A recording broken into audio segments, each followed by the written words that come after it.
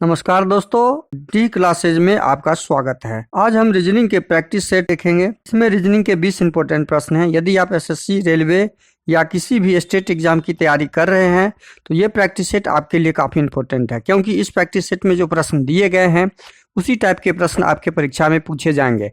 तो चलिए हम शुरू करते हैं प्रश्न संख्या 1 से। का अध्ययन के साथ जो संबंध होगा वही संबंध आपका विद्यालय के साथ प्रयोगशाला का किसके साथ होगा, वो ढूंढना है।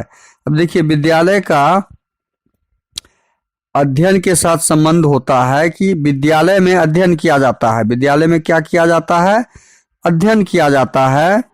पढ़ाई लिखाई अध्ययन जिसको स्टडी बोलते हैं वो कहाँ पे किया जाता है? विद्यालय में किया जाता है। तो उसी प्रकार प्रयोगशाला में क्या किया जाता है?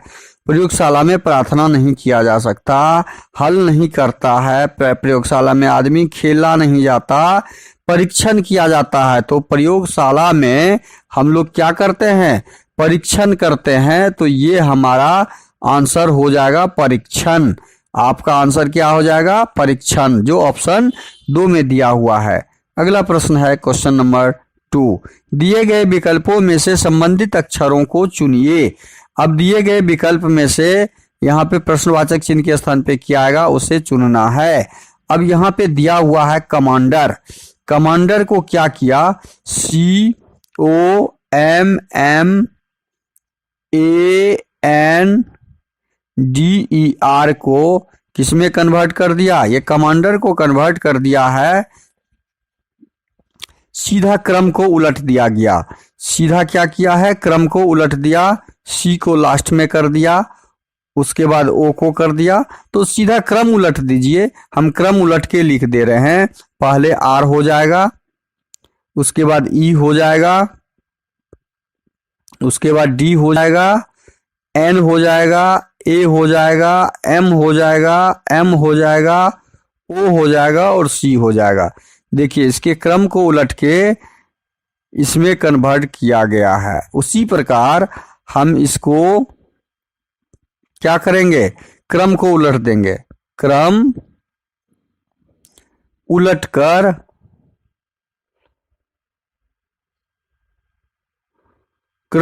लिखा गया है।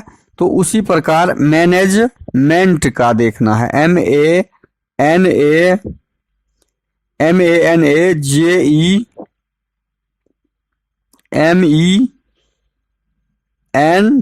को कन्वर्ट करेंगे तो पहले टी का आएगा। पहले क्या लिखाएगा? टी लिखा जाएगा। पहले यहाँ पे क्या लिख देंगे? हम टी लिखेंगे। अब उसके बाद क्या लिखेंगे? एन लिखेंगे। उसके बाद हमने एन लिखा, उसके बाद ई लिखेंगे, इसी प्रकार एम लिखेंगे, उसी प्रकार ई, फिर ई लिखेंगे, इसी प्रकार फिर जी लिखेंगे, इसी प्रकार फिर ए लिखेंगे। क्रम को हम केवल चेंज कर रहे हैं। एन लिखेंगे,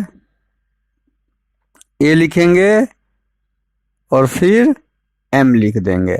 फिर क्या लिख देंगे? एम लिख देंगे। तो हमारा क्या बन रहा है? TNE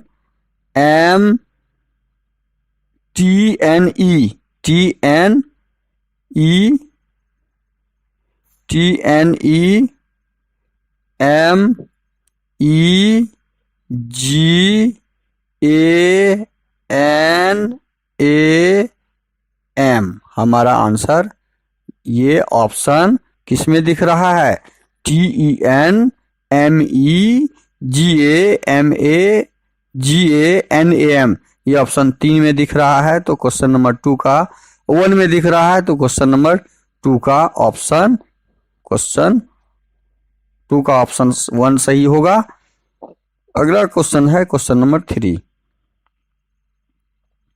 क्वेश्चन नंबर 3 में क्या है? दिए गए विकल्पों में से संबंधित अक्षरों को चुनिए।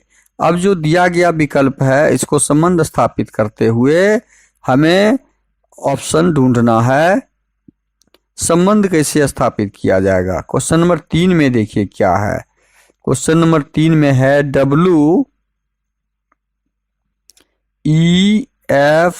WEFHY को कन्वर्ट किया है DVUSB में। ठीक है, अब देखिए इसको क्या किया है। क्वेश्चन नंबर 3,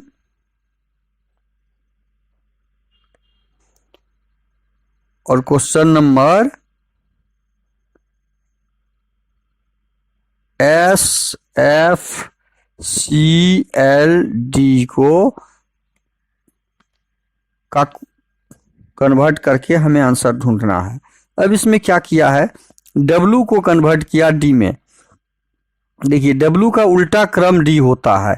ये क्या है, यहाँ पे यहाँ जो लॉजिक लगा हुआ है, मतलब यहाँ जो संबंध स्थापित किया गया, ये उल्टा क्रम नहीं है, ये उल्टा रूप में लिखा गया है। ये उल्टा रूप है, उल्टा रूप में लिखा गया है। इसका E का उल्टा V होता है, F का उल्टा U होता है, H का उल्टा S होता है, Y का उल्टा B होता है। ये उल्टा रूप में लिखा हुआ है। उसी प्रकार S का उल्टा क्या हो जाएगा, S का उल्टा, उल्टा का मतलब भी समझ लीजिए। W 23 नंबर पे होता है, कितना नंबर पे, और D 4 नंबर पे होता है। दोनों का योगफल 27 होना चाहिए। उल्टा का मतलब होता है दोनों का स्थानीय मान का जोड़ यदि 27 हो गया तो वो अपने आप में ठीक उल्टे क्रम में होता है। उदाहरण एक और समझिए, A यदि 1 नंबर पे है तो Z इसका ठीक उल्टा होता है जो 26 नंबर पे होता है। और जब इस दोनों को जोड़ते हैं हम तो हमारे पास 27 आता है। तो उल्टा का यही मतलब होता है कि वो अपने उल्टा क्रम में है। B 2 नंबर पे और Y 25 पे है, तो इस दोनों को जब जोड़ेंगे तो 27 आएगा। यही उल्टा स्थानीय मान होता है अल्फाबेट का। उसी प्रकार S का उल्टा क्या होता है, H होता है। F का उल्टा क्या होता है, FU होता है। F का उल्टा U होता है। C का उल्टा क्या होता है, X होता है। C का उल्टा X। L का उल्टा क्या होता है, O होता है। L का उल्टा O। और D का उल्टा क्या होता है, W होता है। ये आपका हम आंसर हो गया HUXOW। HUXOW, HUXOW हमारा ऑप्शन 1 में है, तो ऑप्शन 1 हमारा क्या हो जाएगा, सही हो जाएगा। इस प्रश्न का सही आंसर ऑप्शन 1। अगला प्रश्न है क्वेश्चन नंबर 4। दिए गए विकल्प में से संबंधित संख्या को चुनिए। अब विकल्प जो दिया गया है उसमें से 8 और 32 का संबंध स्थापित करते हुए 6 का प्रश्नवाचक चिन्ह के साथ क्या संबंध होगा वो ज्ञात करना है। 8 को क्या करेंगे, जो 32 हो जाएगा। 8 को यदि 4 से गुना करते हैं तो 32, तो 6 को 4 से गुना करेंगे तो 24। ऑप्शन में कहीं नहीं दिख रहा है, तो ये आपके दिमाग में तुरंत आने वाला ऑप्शन पैटर्न, ये संबंध स्थापित नहीं हुआ। इसमें कोई पैटर्न नहीं लगा हुआ है जो अभी हमने आपके सामने किया। अब दूसरा पैटर्न ढूंढेंगे कि 8 को 32 किया गया तो 6 को क्या करें कि हमारा आंसर ऑप्शन से मिल जाए। अब इसके लिए देखिए 8 को 32 कैसे किया है, तो 8 को क्या किया है, 8 गुना 8/2 करके 2 चौके 8, 8 चौके 32 ज्ञात किया गया। उसी प्रकार यदि 6 का हम निकालेंगे, 6 वाला निकालेंगे तो 6 गुना 6/2, 2 तिये 6, 6 18। हमारा आंसर क्या आ जाएगा, 18 आ जाएगा, जो ऑप्शन 3 में दिया हुआ है। तो हमने पैटर्न ढूंढा। पैटर्न क्या था, संख्या, दी गई संख्या और दी गई संख्या का आधा कर दिए और उसको गुना करके लिख दिए। हम वो संख्या प्राप्त कर लिए जो यहाँ 8 को 32 में कन्वर्ट किया गया। पैटर्न ढूंढ लिया हमने, इसके बीच क्या पैटर्न संबंध लगा हुआ है। हम वही पैटर्न, सेम पैटर्न यहाँ पे अप्लाई करते हैं अगली संख्या में और हमें 18 प्राप्त होता है और यही हमारा आंसर होता है। अगला प्रश्न है क्वेश्चन नंबर 5। दिए गए विकल्पों में से विषम शब्द को चुनिए। अब विषम शब्द चुनना है क्वेश्चन नंबर 5 में। ये टन क्या है, क्विंटल क्या है, किलोग्राम क्या है, गैलन क्या है। ये द्रव्यमान मापने का द्रव्यमान मापने का मात्रक है। क्या है? मापने का मात्रक है।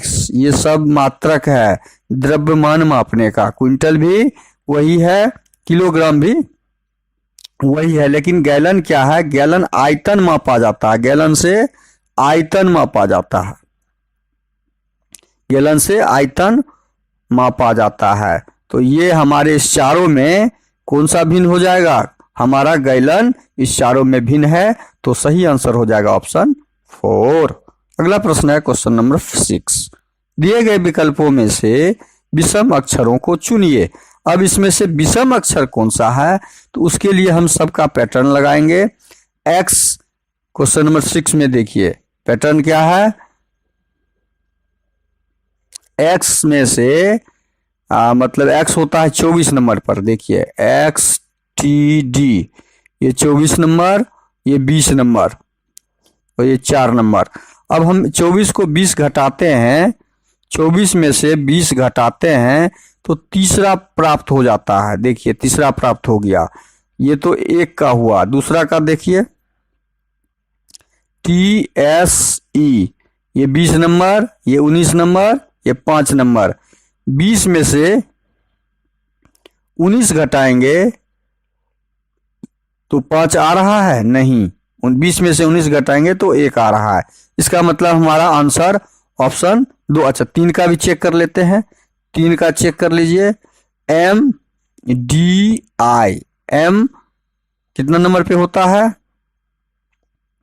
एम होता है 13, 4 और ये आई होता है 9 नंबर पे। 13 में से 4 जब घटाएंगे तो 9 4 13, 9 आ गया। ये पैटर्न इसमें लगा हुआ है। तीसरा चौथा का देख लेते हैं। एस ओ डी, एस होता है 19, ओ होता है 15, डी होता है 4। अब 19 में से 15 घटाएंगे तो 4 आ रहा है। मतलब 2 नंबर ऑप्शन जो है हमारा इस पैटर्न को फॉलो नहीं कर रहा है। बाकी सारा ऑप्शन हमारा इस पैटर्न को फॉलो कर रहा है। तो ऑप्शन 2 नंबर जो है इस प्रश्न का सही आंसर हो जाएगा विषम में। अगला प्रश्न है क्वेश्चन नंबर 7। दिए गए विकल्पों में से विषम संख्या को पहचानिए। अब विषम संख्या को पहचानना है। विषम संख्या को कैसे पहचानेंगे? बड़ी संख्या में ये तो सम है, ये विषम है, ये विषम सब सम संख्या है। सम से हम इसको छांट नहीं सकते हैं, भाग से छांट नहीं सकते हैं। तो इसमें क्या किया है? ऑप्शन ए में 1 में 1 और 3 को जोड़ दिया। 1 और 3 को जोड़ दिया और 2 और 2 को जोड़ दिया, 4 हो गया। ऑप्शन 2 में क्या किया है? 1 और 8 को जोड़ा और 1 और 8 को जोड़ा। 1 जोड़ 8, 1 जोड़ 8 9 है। ऑप्शन 3 में क्या किया? 1 जोड़ 2, 3 जोड़ 2 करके देखते हैं। 1 जोड़ 2 बराबर 3 जोड़ 0, 3। ऑप्शन 4 में क्या किया है? 1 जोड़ 5, 0 जोड़ 0। आपका इस चारों ऑप्शन में केवल 5 ऑप्शन नंबर 4 जो है ये अपने पैटर्न के हिसाब से बाकी ऑप्शन के पैटर्न के हिसाब से काम नहीं कर रहा है। तो हमारा भिन्न संख्या कौन सा हो जाएगा? ऑप्शन 4, 1050, जो बाकी पैटर्न के हिसाब से काम नहीं कर रहा है। हम पहली संख्या दूसरी संख्या को जोड़ते हैं। पहली और तीसरी को, पहली तीसरी और दूसरी चौथी को जोड़ने से जो संख्या प्राप्त होता है वो 4 नंबर ऑप्शन में फॉलो नहीं कर रहा है। इसलिए हमारा भिन्न विषम संख्या में ऑप्शन 4 हो जाएगा। अगला प्रश्न है क्वेश्चन नंबर 8। दिए गए विकल्पों में से विषम संख्या को चुनिए। देखिए विषम संख्या को चुनने के लिए कई बार कई ऑप्शन ढूंढना होता है। अब इसमें क्या किया है? बड़ी संख्या दी गई है 4 अंकों की संख्या। इसमें से इसको कैसे छाटेंगे? तो इसको क्या किया? 4 को ऑप्शन फर्स्ट में क्या किया है?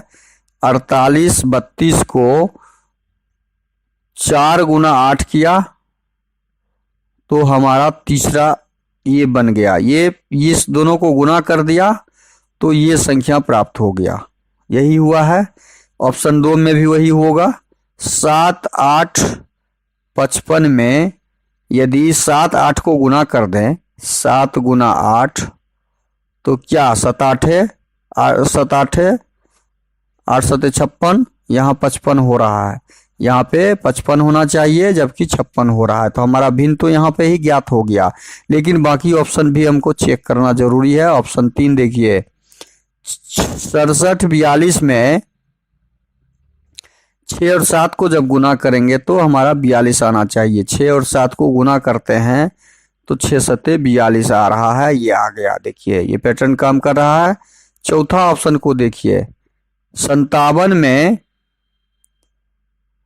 5735 में 5 और 7 को जब गुना करेंगे तो 35 आना चाहिए। देखिए 35 आ गया, 35 आ गया। इसका मतलब है ये सारे में, ये ऑप्शन में हमारा ऑप्शन 2 जो है, ऑप्शन 2 इस बाकी पैटर्न को ऑप्शन 2 पैटर्न को फॉलो नहीं कर रहा है। यहाँ पे 55 आना चाहिए था जबकि यहाँ पे 56 आया।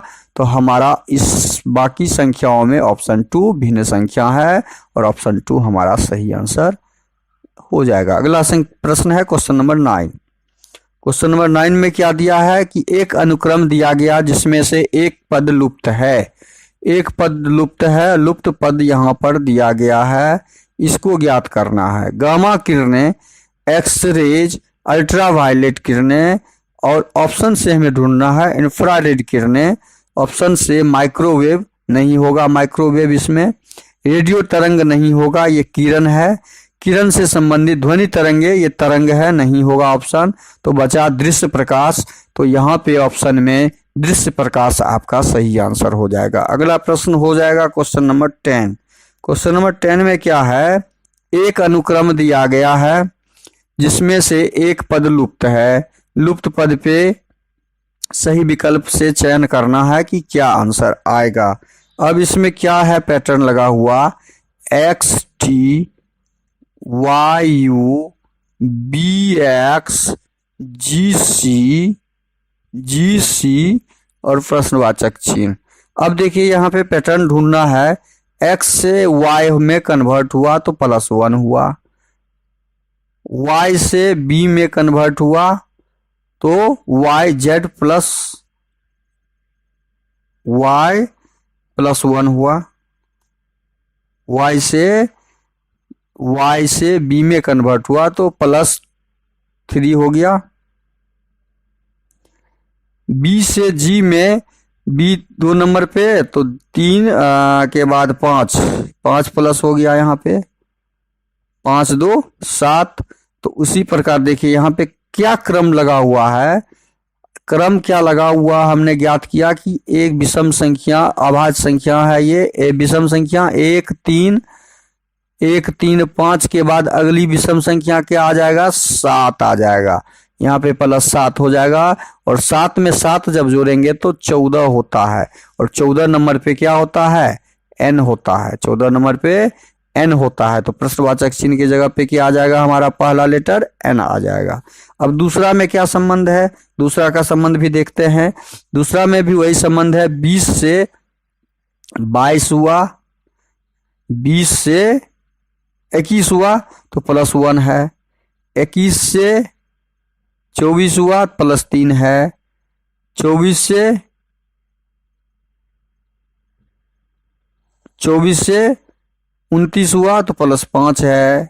सी 29 नंबर पे आ जाएगा यदि हम जेड के बाद काउंट करेंगे। तो उसी प्रकार सी 5 और 7 हम जोड़ेंगे, यहाँ पे 7 जोड़ देंगे सी में तो 7 3 10 और 10 नंबर पे कौन होता है, आपका पता होना चाहिए, 10 पे जे होता है। तो हमारा क्रम आंसर क्या निकल गया, एन और जे आंसर हो गया। एन और जे हमारा ऑप्शन 2 में है, एन और जे आंसर सही हो जाएगा। इस क्रम को ऐसे ज्ञात किया जाता है क्रम से, और खाली स्थान को हम भर सकते हैं। निम्नलिखित शब्दों को एक तर्कपूर्ण एवं अर्थपूर्ण क्रम में व्यवस्थित करना है। छोटा से बड़ा की तरफ जाना है। अब देखिए इसमें सबसे छोटा शब्द खाओ, फल, बीज, तोरो और पौधा में सबसे पहले बीज को हम बोएंगे। 3 नंबर बीज बोने के बाद क्या बनता है, वो पौधा बनता है। 5 नंबर उसके बाद हो जाएगा। पौधा क्या करता है, फल देता है। 2 नंबर उसके बाद हो जाएगा। फल देने के बाद हम क्या करते हैं, फल पकने के बाद तोड़ते हैं उसको और तोड़ने के बाद खाते हैं। तो 35,241 हमारा देखिए ऑप्शन ए में दिख रहा है, तो ऑप्शन ए हमारा सही हो जाएगा। अगला प्रश्न है क्वेश्चन नंबर 12। एक डिजिटल घड़ी में 8:40 का दर्पण प्रतिबिंब क्या होगा। चूंकि जब वो कलाई वाला घड़ी होता है तो उसका प्रतिबिंब हम निकाल सकते हैं, लेकिन डिजिटल घड़ी जो होता है उसमें अंक होता है। जैसे 8:40 है तो इसमें दर्पण में क्या बनेगा, दर्पण यदि ये इधर दर्पण होगा तो हमारा प्रतिबिंब क्या बन जाएगा, 40, 4 उल्टा बन जाएगा ऐसे, और 8 का 8 ज्यों का त्यों हो जाएगा। तो ये हमारा उत्तर सही निकलेगा ही नहीं, मतलब ज्ञात नहीं किया जा सकता है इस प्रश्न को। इस तरह के प्रश्न भी पूछे जाते हैं आपके एग्जाम में। अगला प्रश्न है क्वेश्चन नंबर 13। यदि एप्पल बराबर 521, मोबाइल बराबर 612 तो एक्सप्लेन का कोड क्या हो जाएगा। एप्पल के बारे में दिया है यहाँ पे 521, तो एप्पल को 521 कैसे किया गया, APPLE, एप्पल का कोड 521। तो 1 2 3 4 5, 1 2 3 4 5, 5 अक्षर हैं इसमें। कुल कितने अक्षर हैं, और इस 5 अक्षर को क्यूब किया गया तो 125, और 125 को क्रॉस करके स्थान परिवर्तन कर दिया गया। 5 को ले आया शुरू में, 2 को बीच में ज्यों का त्यों, 521। देखिए कोड मिल गया, हमारा कोड मिल गया। अब हम मिलाएंगे किसका, अब हम मिलाएंगे मोबाइल का, मोबाइल का भी मिलाएंगे। तो 1 2 3 4 5 6, 6 का हम क्या करेंगे, क्यूब, 6 6 36, 36 6 216, और 216 को जब क्रॉस स्थान करेंगे परिवर्तन, 6 यहाँ पे, 2 यहाँ पे, 1 612। देखिए कोड हमारा आ गया। बस यही सेम चीज हम एक्सप्लेन के साथ भी करेंगे। XPLAINE में कितना शब्द, 1 2 3 4 5 6 7 8, 8 का क्यूब जब करेंगे तो 8 8 64, और 64 8 8 64, 64 का क्यूब हो जाएगा 521।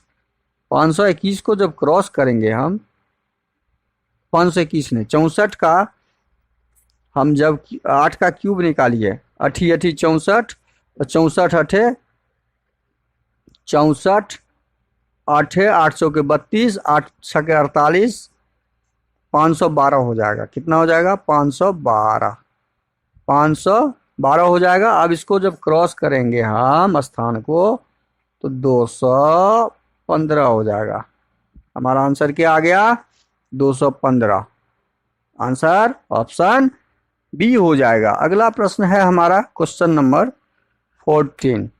एक पंक्ति में रवि बाएं छोर से 19वां है, रोहन बाएं छोर से 8वां है। एक ही पंक्ति है और रवि और रोहन दोनों है। एक पंक्ति है, ये रवि इधर से बाएं तरफ से हम जब गिनते हैं, रवि बाएं छोर से 19वां नंबर पर है, रोहन बाएं छोर से, और रोहन भी क्या है, 8वां नंबर पे है, रोहन भी 8वां नंबर पे है। तो इसके बीच में 8 और 19 के बीच में, दोनों बाएं छोर से ही है, 8 और 19 के बीच में कुल कितने व्यक्ति बैठे हुए हैं। तो 8 लाइन खींच लेते हैं, 8 1 9 10 11 12 13 14 15 16 17 18 और 19। तो काउंट कर लीजिए, 1 2 3 4 5 6 7 8 9 10 व्यक्ति बैठे हुए हैं। कुल कितने व्यक्ति बैठे हुए हैं। एक तो तरीका है, इसे हम निकाल सकते हैं। दूसरा तरीका क्या है, दूसरा तरीका हम लगाएंगे कि 19 में से जो बड़ी संख्या क्रम का होगा उसमें से 8 को घटा लेंगे, और फिर हम एक घटा लेंगे, क्योंकि इस कुर्सी पर तो या तो ये बैठेगा या तो ये बैठेगा, इसलिए हम कुर्सी एक माइनस ज़्यादा कर लेते हैं। 19 में से 8 गया, 19 में से 9 गया तो 10। या दूसरा तरीका ये भी है निकालने का और एक तरीका ये भी है। तो ऑप्शन बी हमारा क्या हो जाएगा, सही हो जाएगा। फिर से समझ लीजिए इसको। यहाँ पे कुछ चेयर लगा हुआ है, ये एक आदमी 19 नंबर पे बैठा हुआ है, एक आदमी 8 नंबर पे। तो इस बीच में कितना आदमी बैठा हुआ है, दोनों इधर से ही काउंट किया गया है, दोनों इधर से ही काउंट किया गया।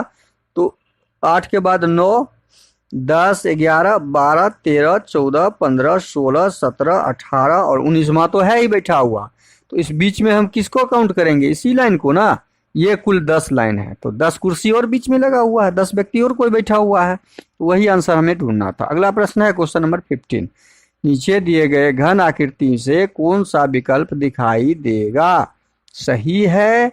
अच्छा विकल्प देखिए, 22 का उल्टा 24 हो जाएगा, 22 का विपरीत 44 हो जाएगा, 24 हमने बोल दिया, 44 हो जाएगा। 11 का विपरीत 33 हो जाएगा, 11 का विपरीत 33 हो जाएगा और 66 का विपरीत 55 हो जाएगा, 66 का विपरीत 55 हो जाएगा। हमने विपरीत लिख दिया। विपरीत का मतलब होता है, विपरीत का मतलब होता है, ये विपरीत हो गया, विपरीत। विपरीत का मतलब होता है जब भी कोई घन होगा, मतलब कोई भी पासा होगा, वो उसमें 22 दिखेगा या 24, दो में से कोई एक दिखेगा। 22 दिखेगा, 22 दिखेगा या 24, 11 दिखेगा या 33, 66 दिखेगा या 55, दोनों में से कोई एक पासे में दिखना चाहिए। अब जैसे यहाँ 55 दिख रहा है, तो इस पासे में 55 के अलावे 66 नहीं दिखना चाहिए। 44 दिख रहा है तो हमारा पासा ए सही होना चाहिए। पासा 2 देखते हैं, यहाँ 44, इसमें क्या दिया, नीचे दिए घन आकृति से कौन सा विकल्प दिखाई देगा। यहाँ 44 दिख रहा है तो यहाँ 66 दिख रहा है, 44 दिख रहा है, 44 का उल्टा, अच्छा 22 दिख रहा है तो 22 के साथ 66 दिख रहा है।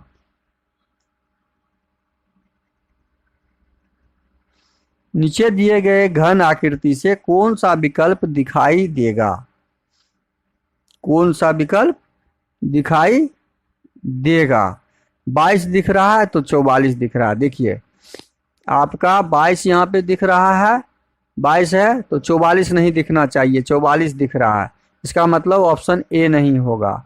ऑप्शन बी में 44 दिख रहा है तो 22 नहीं दिखना चाहिए, 22 नहीं दिख रहा है। 66 दिख रहा है तो 55 नहीं दिखना चाहिए, 11 दिख रहा है तो 33 नहीं दिख रहा है। तो हमारा ऑप्शन बी सही हो जाएगा। यदि 44 यहाँ पे है तो 44 के सामने 22 नहीं होना चाहिए, 22 कहीं नहीं है, नहीं है। 66 दिख रहा है तो 66 के सामने में हमें 55 नहीं आना चाहिए, 55 है कहीं, इसमें नहीं है। 11 यदि दिया हुआ है तो 11 के सामने 33 नहीं होना चाहिए, 33 है, नहीं है। इसका मतलब यह पासा हमें बनेगा, बाकी पासा यहाँ देखिए ये सी क्यों नहीं बनेगा, सी को समझिए। 33 यहाँ दिख रहा है, 66 दिख रहा है तो 22 दिख रहा है, तो यहाँ पे 66 दिख रहा है, 33 दिख रहा है, तो 11 दिख रहा है, 66 दिख रहा है, 11 दिख रहा है, 55 दिख रहा है। तो 55 और 11 यहाँ पे दोनों नहीं दिखना चाहिए, 55 और 11 यहाँ पे नहीं दिखना चाहिए, तो ऑप्शन डी भी नहीं होगा। 55 11 जब नहीं दिखेगा, 55 और 66 नहीं दिखेगा, तो हमारा 33 और 11, 66 और 55, 22 और 44, यहाँ पे ये 11 हो जाएगा। 33 और 11 नहीं दिखना चाहिए, टाइपिंग मिस्टेक है। अगला प्रश्न है क्वेश्चन नंबर 16। नीचे दिए गए कथनों को सत्य मानिए, बताइए कौन सा निष्कर्ष कथनों को तार्किक। सभी यू एम है, जितने भी यू हैं, ये यू है, सभी यू क्या है, एम है, एम हो गया।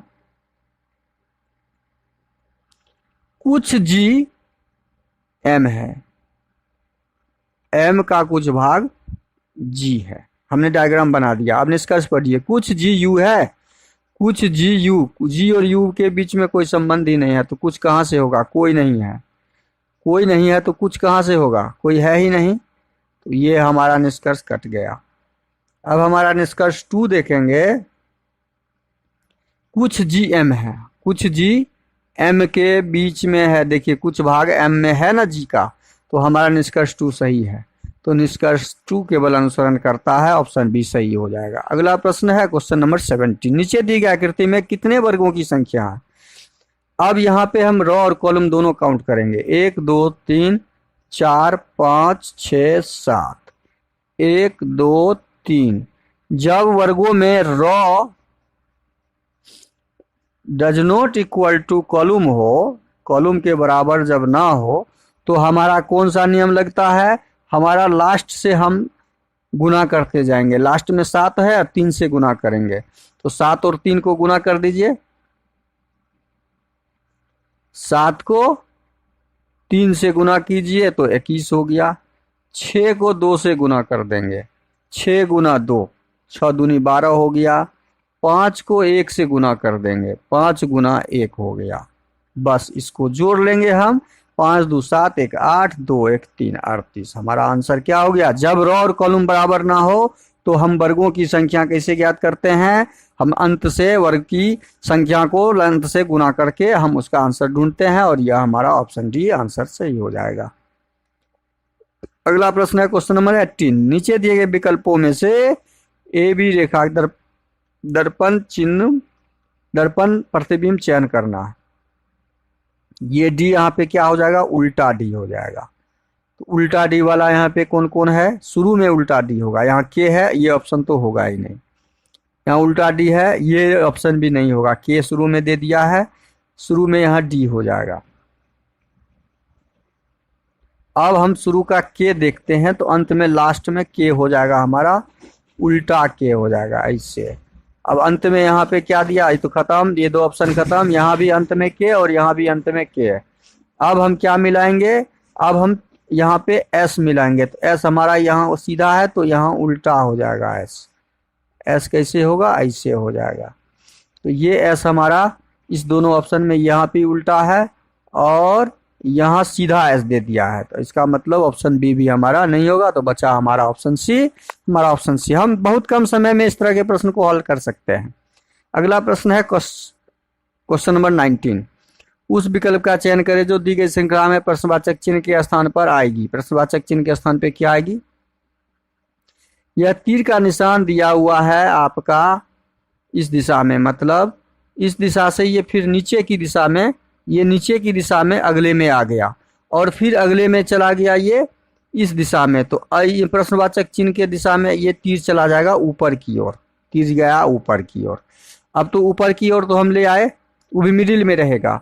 अब ये जेड, ये 0 यहाँ पे आ गया था इस आकृति में, और जेड या वाई हो गया यहाँ पे, 1 माइनस होके वाई हो गया। अब ये 0 आ गया यहाँ पे और 1 माइनस होके वाई एक्स हो गया। अब ये 0 हो जाएगा यहाँ पे, इसमें 0 हो जाएगा यहाँ पे, 0 हो जाएगा यहाँ पे, और x में 1 घट जाएगा तो w हो जाएगा यहाँ पे। तो अब देखिए यह इस प्रकार की आकृति हमें a में नहीं दिख रहा है, b में भी नहीं दिख रहा है, c में भी नहीं दिख रहा है, ऑप्शन डी में दिख रहा है। तो ऑप्शन डी हमारा क्या हो जाएगा? सही हो जाएगा। अगला प्रश्न है क्वेश्चन नंबर 20। वह विकल्प चयन करें जो प्रस्तुत चित्र अंतर्निहित है। निहित वाला है, घुमाने की अनुमति नहीं है। तो यह आकृति देखिए, यह आकृति जो है हमारा यहाँ पे निहित है। देख रहे हैं, यह आकृति यहाँ पे निहित है, तो हमारा ऑप्शन सी सही हो जाएगा। ऑप्शन डी, ऑप्शन बी भी नहीं होगा, ऑप्शन ए भी नहीं होगा। तो हमारा ऑप्शन सी सही हो जाएगा। वीडियो को शुरू से अंत तक जरूर देखिए। वीडियो अच्छा लगे तो लाइक और कमेंट कर दीजिए। चैनल पे नए आए हैं तो प्लीज़ चैनल को सब्सक्राइब कर लीजिए। थैंक यू, धन्यवाद। जय हिंद, जय भारत।